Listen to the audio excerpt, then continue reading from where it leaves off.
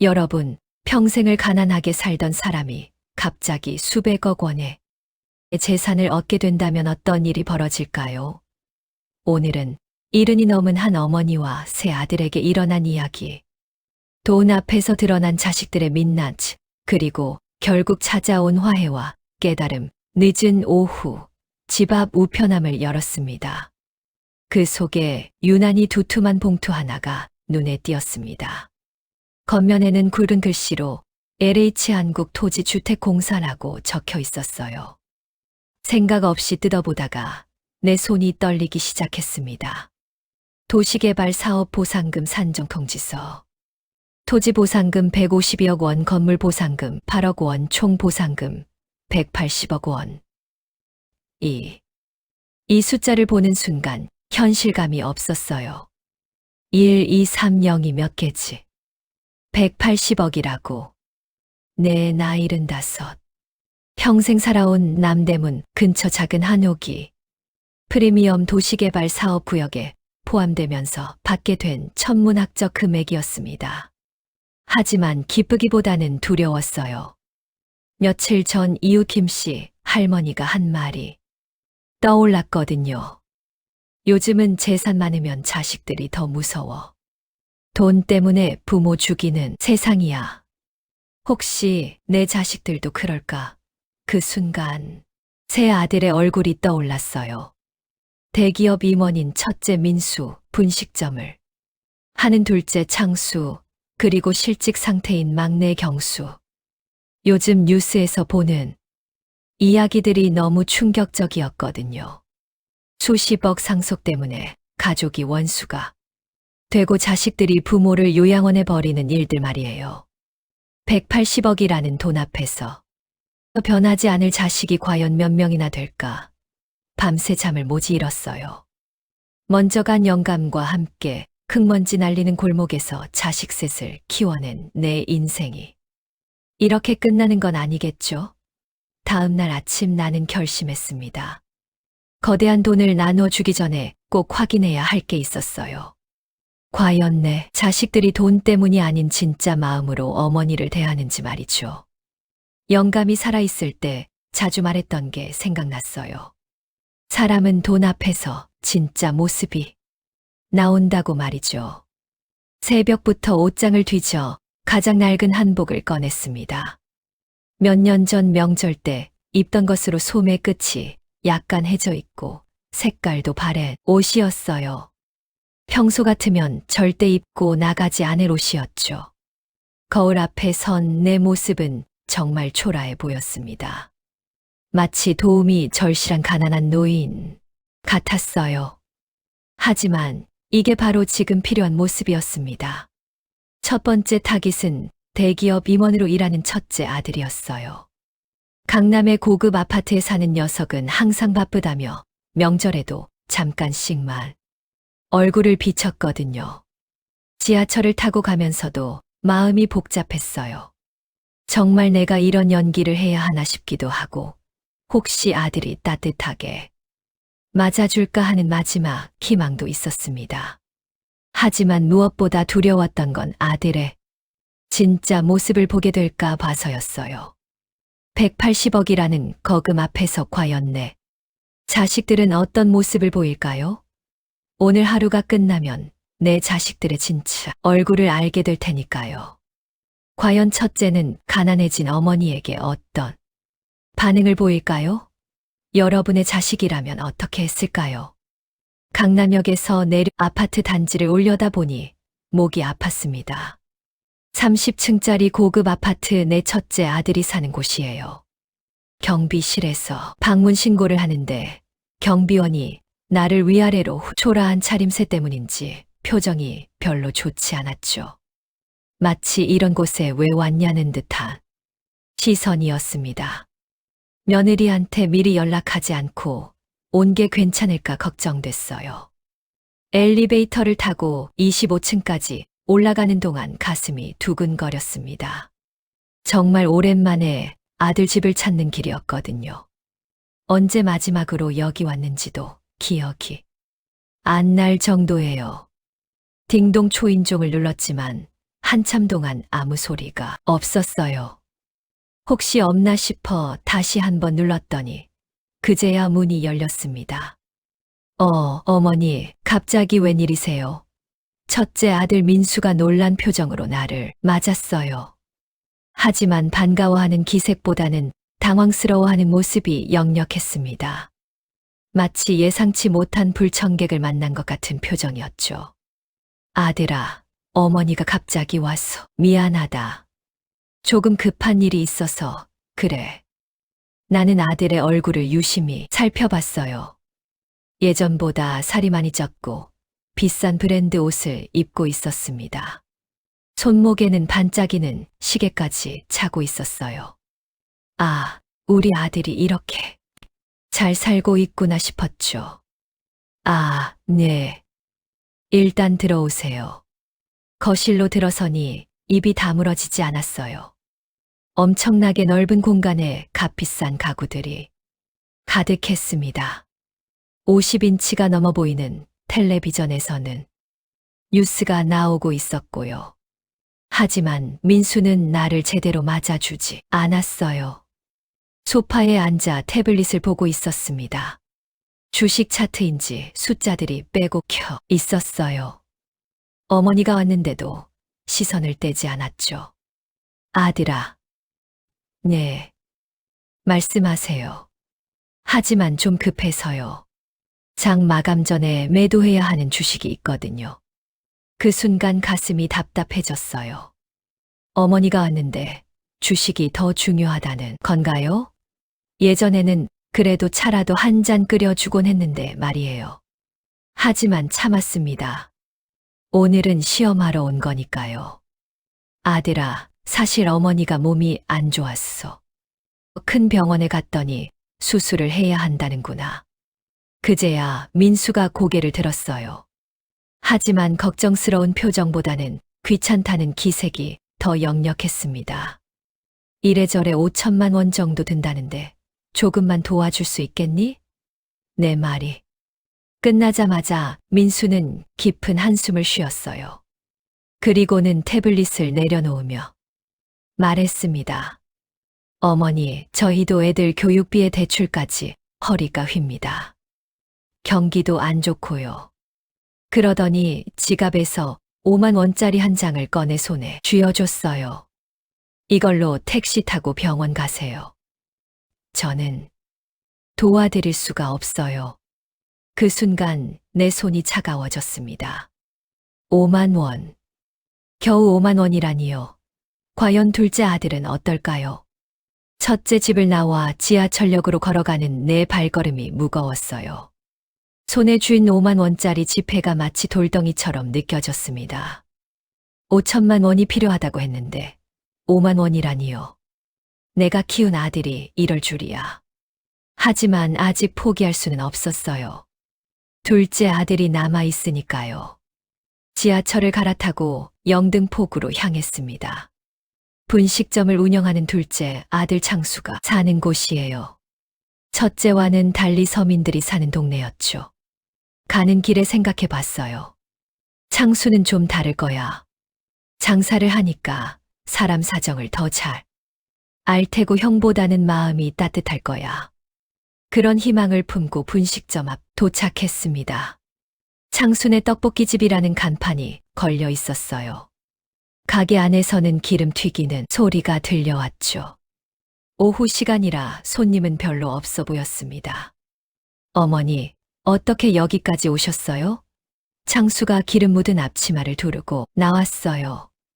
첫째보다는 반가워하는 것 같았지만 그것도 잠깐이었습니다. 아들아, 어머니 좀 들어가도 되겠니? 아, 네. 들어오세요. 가게는 좁았어요.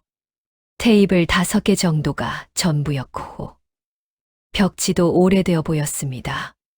하지만 정성스럽게 치워놓은 게 보였어요. 창수는 나를 구석진 테이블에 앉혔습니다. 그리고는 한숨을 쉬며 말했어요. 어머니, 요즘 장사가 정말 안 돼요. 코로나 때문에 손님도 줄고 재료값은 오르고 시작부터 하소연이었어요. 나는 속으로 걱정이 됐습니다.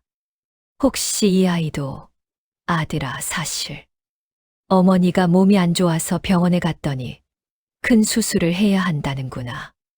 창수의 표정이 굳어졌어요. 이래저래 5천만 원 정도 든다는데 조금만 도와줄 수 있겠니? 그러자 창수가 벌떡 일어서더니 손을 휘저었습니다. 어머니, 지금 가게 월세도 못 내서 망하게 생겼어요. 그런 큰 돈이 어디 있습니까? 창수는 목소리까지 높였어요. 형한테가 보세요. 형이 대기업 다니잖아요. 저는 정말 하루하루 먹고 살기도 힘들어요. 그러더니 귀찮다는 듯 손을 휘저으며 주방으로 들어가 버렸습니다. 나는 그 자리에 멍하니 앉아 있을 수밖에 없었어요.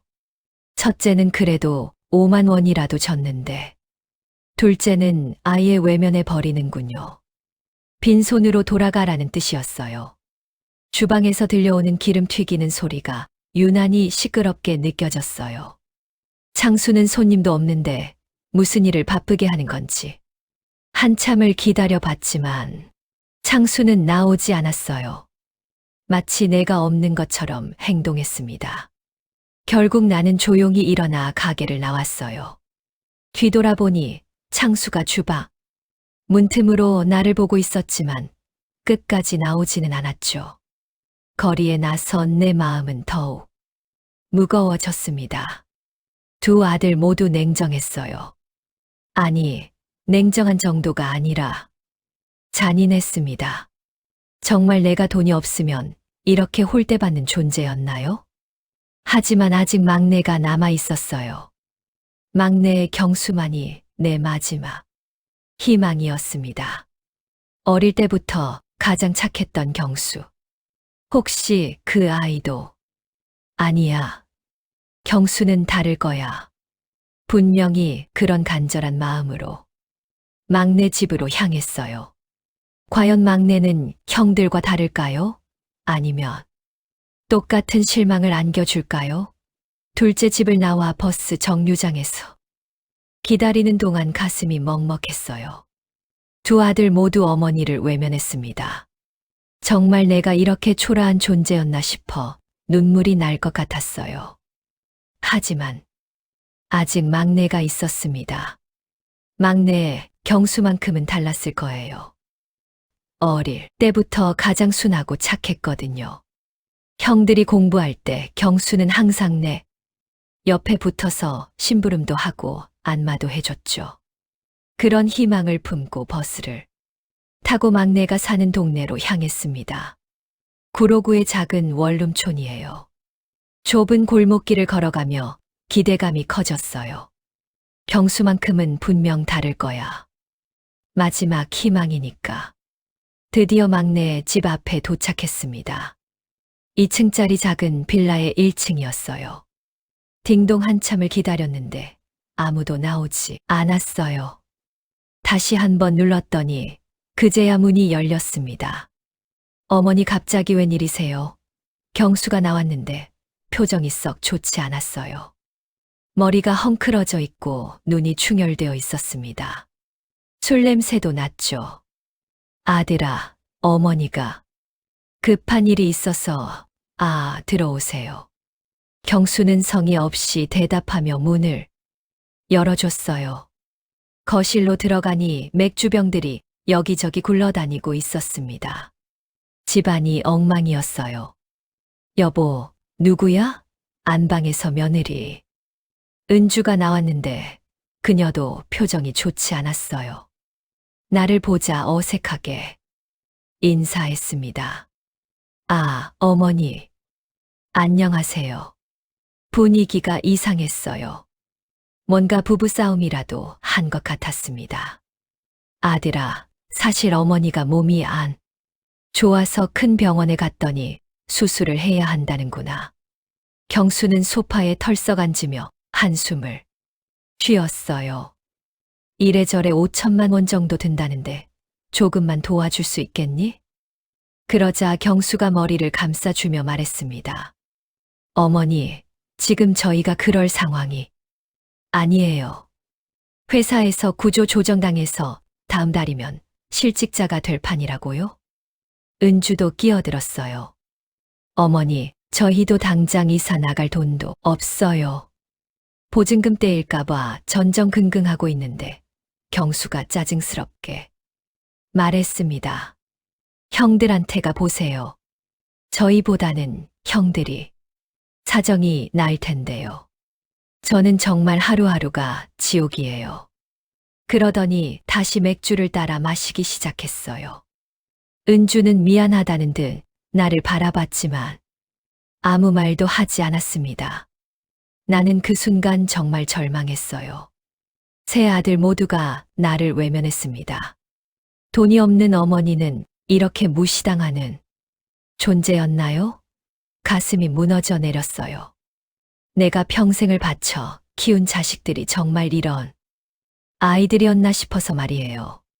조용히 일어나 집을 나오려는데 현관에서 경수가 말했습니다. 어머니, 죄송해요. 정말 저희도 막막해서 하지만 그 말도 공허하게 들렸어요. 집을 나와 골목길을 걸으며 눈물이 흘러내렸습니다. 세 자식 모두 나를 버렸어요. 이제 정말 혼자구나 싶었죠. 하지만 그때였습니다. 뒤에서 누군가 뛰어오는 발소리가 들렸어요. 어머니, 어머니. 잠깐만요. 뒤돌아보니 경수가 슬리퍼 차림으로 뛰어오고 있었어요. 숨을 헐떡이며 형들의 급변한 태도와 추악한 갈등 앞에 섰습니다. 과연 경수는 무슨 말을 할까요? 어머니, 어머니, 잠깐만요. 숨을 헐떡이며 내 앞에 선 경수의 얼굴에는 눈물이 고여 있었어요. 슬리퍼 차림으로 뛰어나온 모습이 초라해 보였지만 그 눈빛만큼은 진실했습니다. 어머니, 죄송해요. 정말 죄송해요. 경수가 무릎을 꿇으며 내 손을 잡았어요. 차가운 골목길 바닥에 무릎을 댄 채로 말이에요. 저 정말 미친 놈이에요. 어머니가 아프다는데 돈 얘기나 하고 경수는 목이 메어 말을 잇지 못했어요. 어머니, 저 회사에서 잘렸어요. 맞아요. 하지만 그게 뭐가 중요해요? 어머니 목숨이 더 중요하죠. 그러더니 주머니에서 뭔가를 꺼냈습니다. 낡은 통장이었어요. 이거 저희 적금 통장이에요. 2,300만 원밖에 안 되지만 일단 이걸로 검사부터 받으세요. 나는 그 통장을 받을 수가 없었어요. 아들아, 그럼 너희는 어떻게 살려고 그래? 경수가 눈물을 훔치며 말했습니다. 저희는 어떻게든 살아요. 하지만 어머니 잃으면 끝이에요. 아르바이트라도 하고 은주도 일자리 구하고 뭐든 할 수 있어요. 그 순간 뒤에서 은주가 뛰어왔어요. 그녀도 울고 있었습니다. 어머니, 저희가 너무 못났어요. 당장 병원 가세요. 입원비도 저희가 마련할게요. 은주가 내 다른 손을 잡으며 말했어요. 어머니, 저희 집으로 들어오세요. 좁지만 정성껏 모실게요. 수술 끝날 때까지 저희가 곁에 있을게요. 두 사람의 진심이 느껴졌어요. 가진 게 없어도 어머니를 위해서라면 무엇이든 하겠다는 마음이 전해졌습니다. 경수가 다시 말했어요. 어머니, 형들한테도 다시 가봐요. 제가 같이 가서 사정해 볼게요. 아니면 제가 대출이라도 받아서. 아들아, 그만해. 나는 더 이상 견딜 수가 없었어요. 이 착한 아이들을 더 괴롭힐 수는 없었습니다. 품속에서 조심스럽게 서류 봉투를 꺼냈어요. 경수와 은주가 어리둥절한 표정으로 그걸 바라봤습니다. 얘들아, 사실 엄마 아픈 거 아니다. 뭐라고요? 이건 우리 살던 집 도시개발 보상금 계약서다. 서류를 펼쳐 보이자 경수와 은주의 입이 벌어졌어요. 180억이라는 숫자가 선명히 적혀 있었거든요. 어머니, 이게 뭐예요? 나는 경수의 머리를 쓰다듬으며 말했어요. 엄마가 너희들을 시험해 본 거야. 돈이 없을 때 정말 어머니를 사랑하는 마음으로 대해 주는지 말이다. 은주가 어색하게 웃으며 말했어요. 어머니, 이런 시험은 너무해요. 하지만 경수는 달랐어요. 갑자기 화가 난 표정이 되더니 일어섰습니다. 어머니, 이런 식으로 시험하시면 안 돼요. 돈이 있든 없든 어머니는 저희가 모셔야 할 분이에요. 경수의 목소리에 분노가 섞여 있었어요. 저희를 뭘로 보신 거예요? 형들이 어머니를 홀대했다고 저희까지 그럴 거라고 생각하신 거예요. 순간 나는 깨달았습니다. 정말 잘못했구나. 하지만 이제 알았어요. 누가 진짜 효자인지, 누가 진짜 어머니를 사랑하는지 말이에요. 그런데 이때 예상치 못한 일이 벌어졌어요.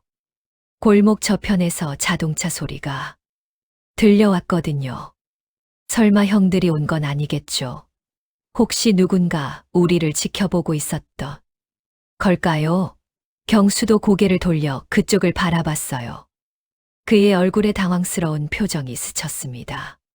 과연 누가 오고 있는 걸까요? 그리고 이제 어떤 일이 벌어질까요? 경수의 화난 목소리가 골목에 울려 퍼졌어요.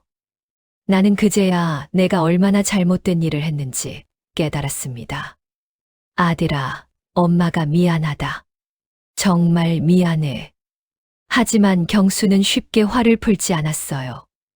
어머니, 돈 많으시면 처음부터 그렇게 말씀하시지. 왜 이런 연극을 하신 거예요? 저희가 얼마나 마음 아팠는지 아세요? 은주가 경수를 말렸어요. 여보, 그만해. 어머니 마음도 이해해봐. 그때였습니다. 골목 입구에서 급브레이크 소리가 들렸어요. 뒤돌아보니 첫째 민수가 비싼 외제차에서 뛰어내리고 있었습니다. 얼굴이 새빨갛게 상기되어 있었어요. 어머니, 어머니, 어디 계세요?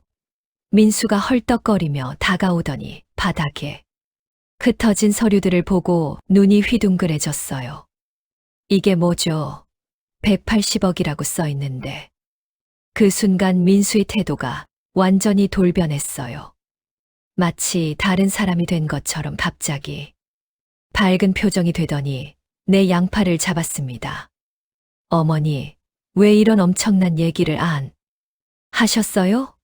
180억이라니, 이건 대박이잖아요. 나는 민수를 차갑게 바라봤어요. 아까는 5만 원도 아깝다고 하지 않았니? 아, 그건 제가 완전히 착각했어요. 주식에 일시적으로 묶여있는 돈이 많아서요. 어머니, 일단 제 차에 타세요. 집으로 모시고 가야죠. 그 순간 또 다른 차가 미친 듯이 달려왔어요. 둘째 창수였습니다. 택시에서 뛰어내리며 기사에게 소리쳤어요. 잠깐만요. 돈 더 줄게요. 창수도 서류를 보자 입이 떡 벌어졌어요. 어머니, 정말 180억이에요? 이건 로또보다 대박이네요. 창수의 눈에서 광기가 느껴졌어요. 갑자기 다정한 목소리로 바뀌더니 말했어요. 어머니, 아까는 제가 정신이 나갔었어요. 장사 스트레스 때문에. 이제 걱정 끝이에요. 저희가 완벽하게 모실게요.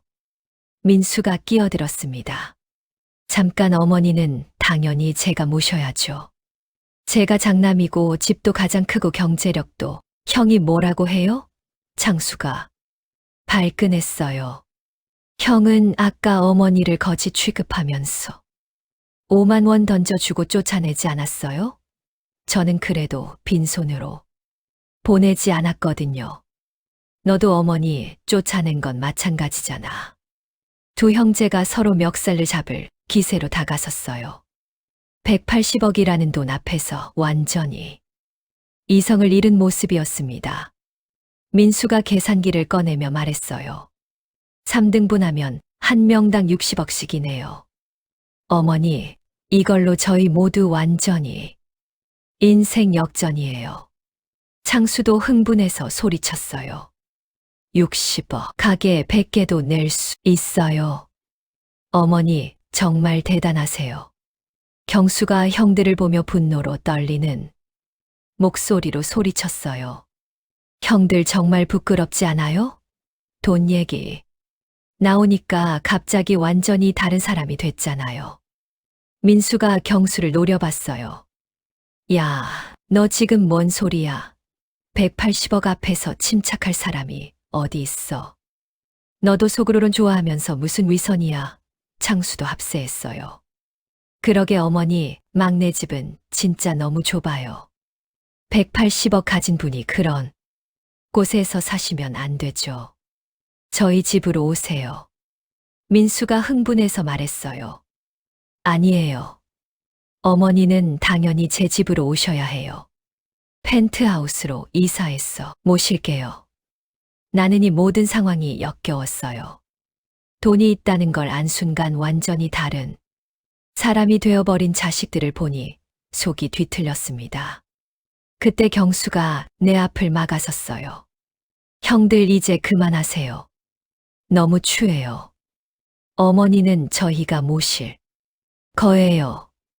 돈이 있든 없든 상관없이 말이에요.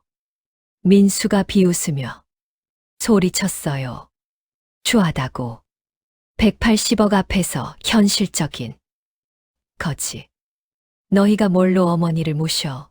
실직자 주제에. 창수도 악독하게 말했어요. 그러게. 돈도 없으면서 무슨 효자 행세야. 180억 관리는 전문가가 해야 해. 은주가 눈물을 글썽이며 나섰어요. 저희는 어머니를 돈으로 모시는 게 아니에요. 진심으로 모시는 거예요.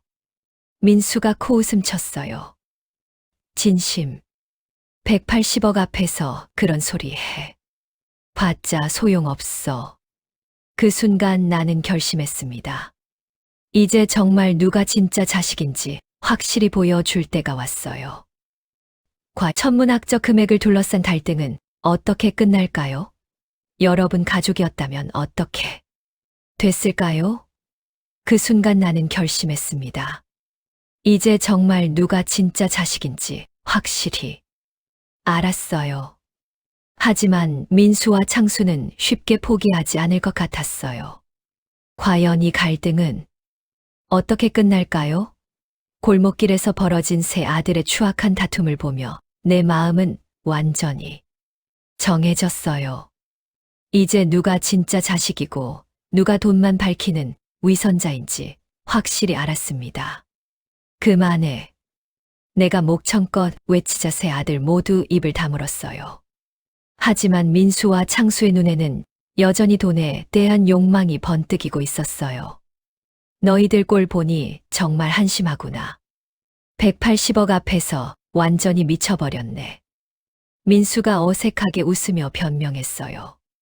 어머니, 저희가 좀 흥분했지만 이 정도 큰 돈이면 당연히 어머니보다 돈이 더 소중하다는 뜻이야. 내 말에 민수와 창수의 얼굴이 새빨갛게 됐어요.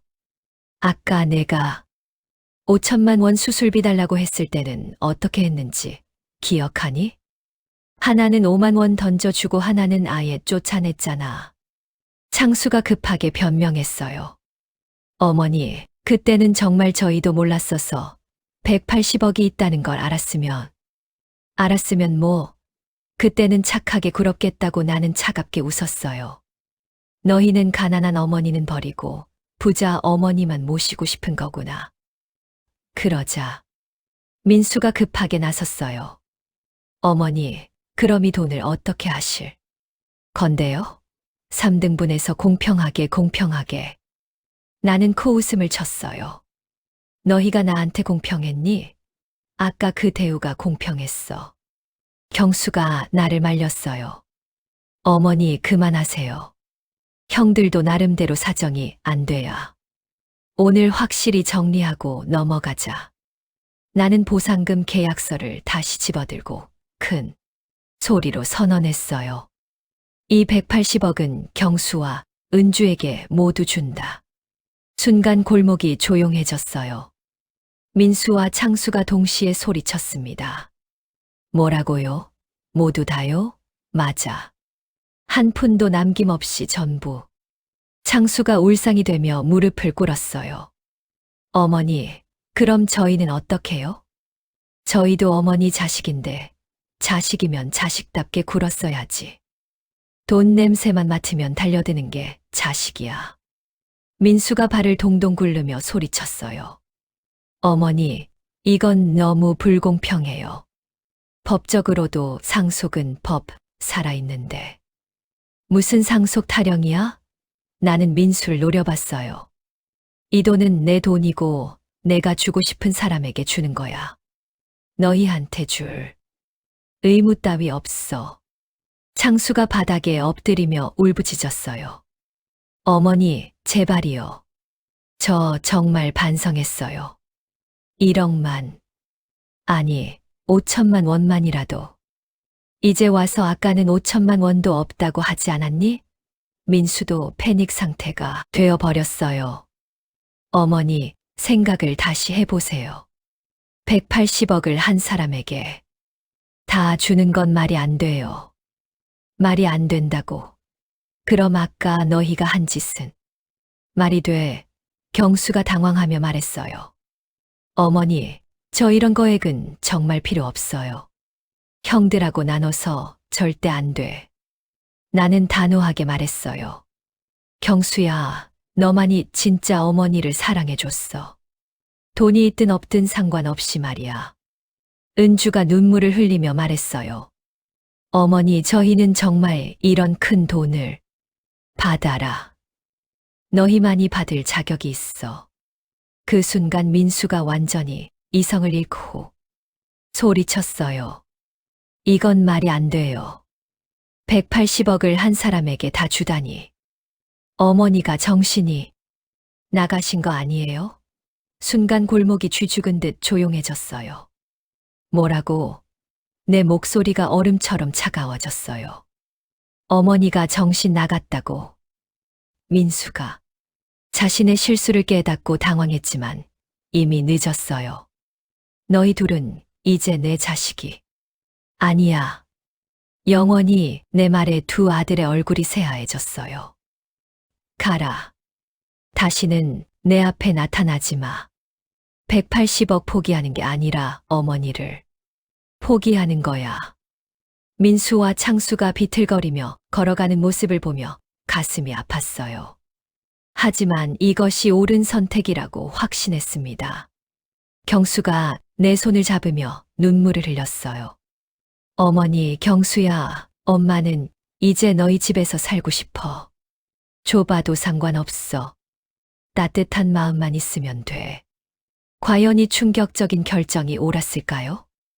여러분이라면 어떻게 하셨을까요?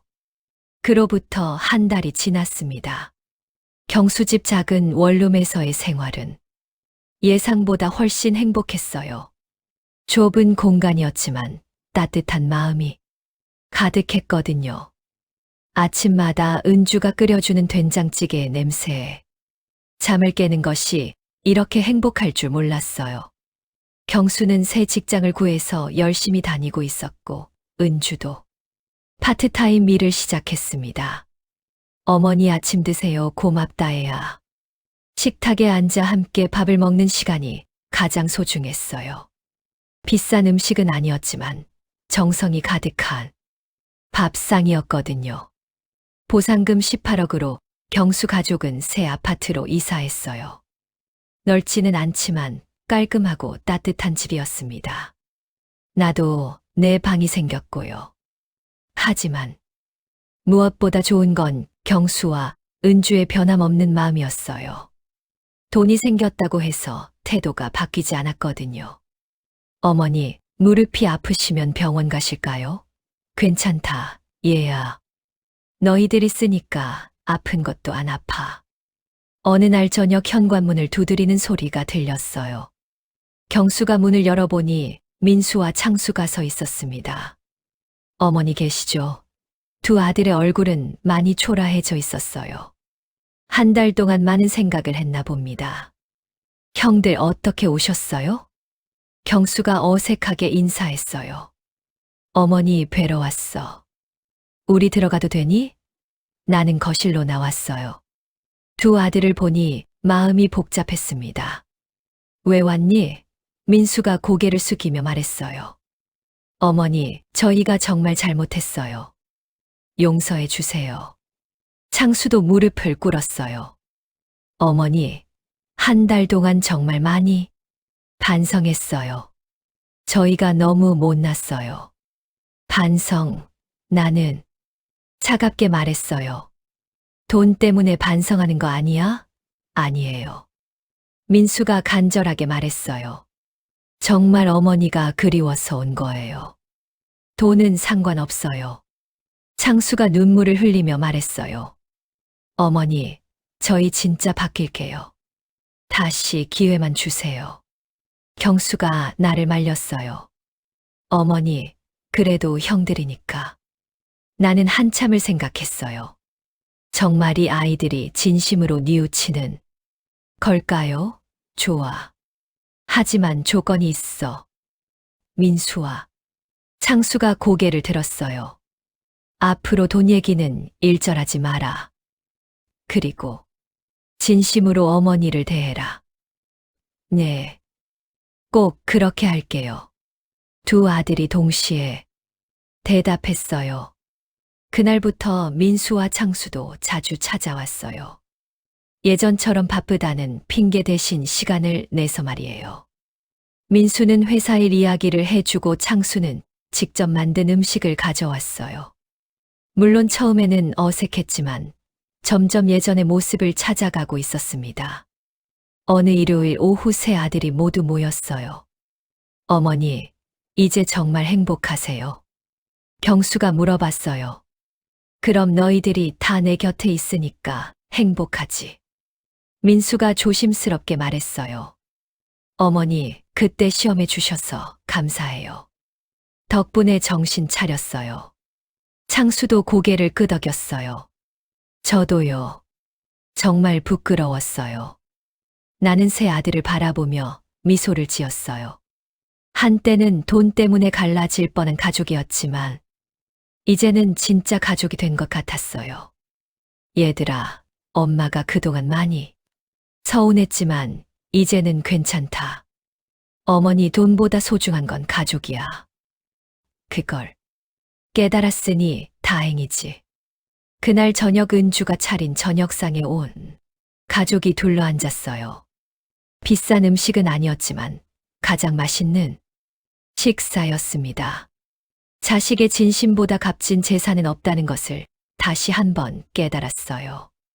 돈은 사람의 진심을 시험하는 도구일 뿐, 진짜 부자는 따뜻한 마음을 가진 사람이라는 걸 말이에요.